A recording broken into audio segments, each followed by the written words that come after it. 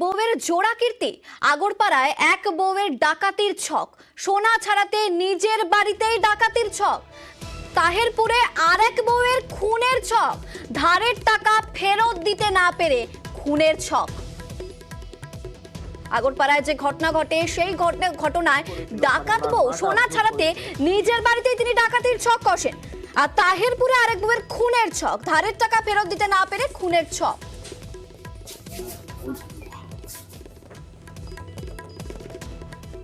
করেছিল মানে ওনার মাটা অভিযোগ করেছিলেন কি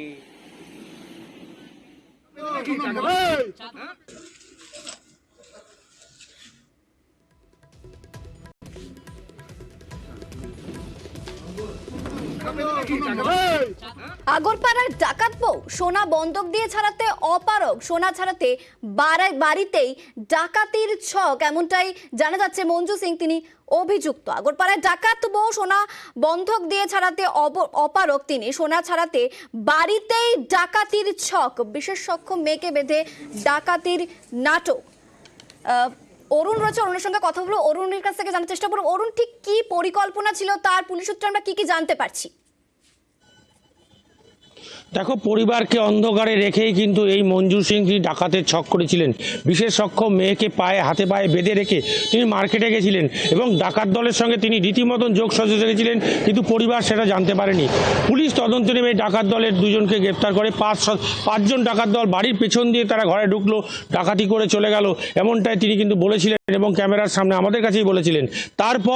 তারপর থেকে তিনি পুলিশ তদন্ত নামে এবং তদন্ত নেমে জানতে পারে এই মঞ্জু সিং তিনি কিন্তু ব্যবসা করার জন্য প্রচুর টাকা মার্কেট থেকে লোন নিয়েছিলেন এই সোনার গয়না বন্ধক রেখে।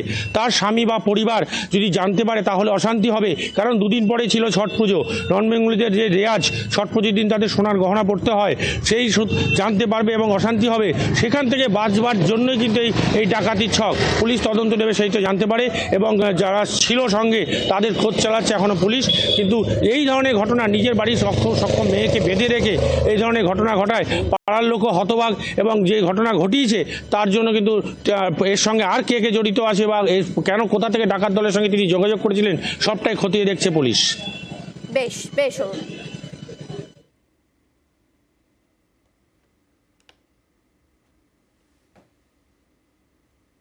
আগরপাড়া যেটা সোকল ড্যাকোয়েটি, ওটা বেসিক্যালি ফলস কেস।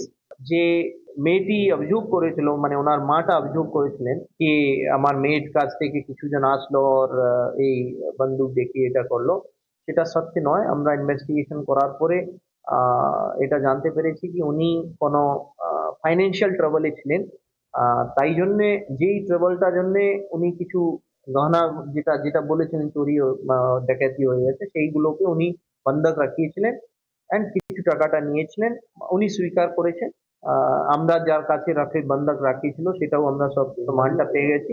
তো ওটা আমরা অ্যাকর্ডিংলি ফাইনাল রিপোর্ট করছি। যে কোনো অপরাধ সংগঠিত করার জন্য যে মৌলিক চিন্তা, তাকে মেনস্ট্রিয়া বলে। 4টে স্টেজেস অফ ক্রাইম কিন্তু আদালতে বিয়ন্ড অল রিজনেবল ডাউট প্রমাণ করতে হয়, তবেই একটা মামলাতে একজন অভিযুক্ত সাজা হয়। মোটিভ বা ওই ইন্টেনশন টু কমিট ক্রাইম, এটা একটা মোস্ট ইম্পর্টেন্ট অধ্যায়। এক্ষেত্রে আমরা দেখতে পেলাম যেহেতু অপরাধ সংগঠন হয়নি বা কারোর কোনো ক্ষতি হয়, কোনো ভিকটিম নেই, এখানে মোটিভ ছিল যে সেটা বলা যায় না, হয়তো অন্য কোনো উদ্দেশ্য ছিল, সেটা অপরাধমূলক নয়, তখন পুলিশ কিন্তু রিভার্স প্রসিকিউশন করতে পারে। যিনি এই অভিযোগ করেছেন তিনি যে অ্যাকচুয়ালি মিথ্যে অভিযোগ করেছেন সেটা কিন্তু কোথাও না কোথাও প্রমাণিত হতে পারে। মিস্টেক অফ ফ্যাক্ট দিয়ে রিভার্স প্রসিকিউশন প্রে করতে পারে কোর্টের কাছ থেকে 211 IPC-তে। অভিযোগকারিনী তার বিরুদ্ধেই কিন্তু মামলা শুরু হতে পারে।